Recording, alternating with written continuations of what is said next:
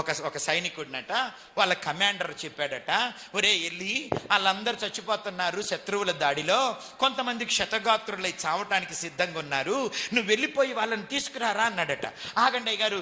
Sir ఆగండి sir, ఒక అర్ధగంట అన్నాడట. ఒరే వాళ్ళందరూ చచ్చిపోతుంటే అర్ధగంట ఆగమంటావేంట్రా?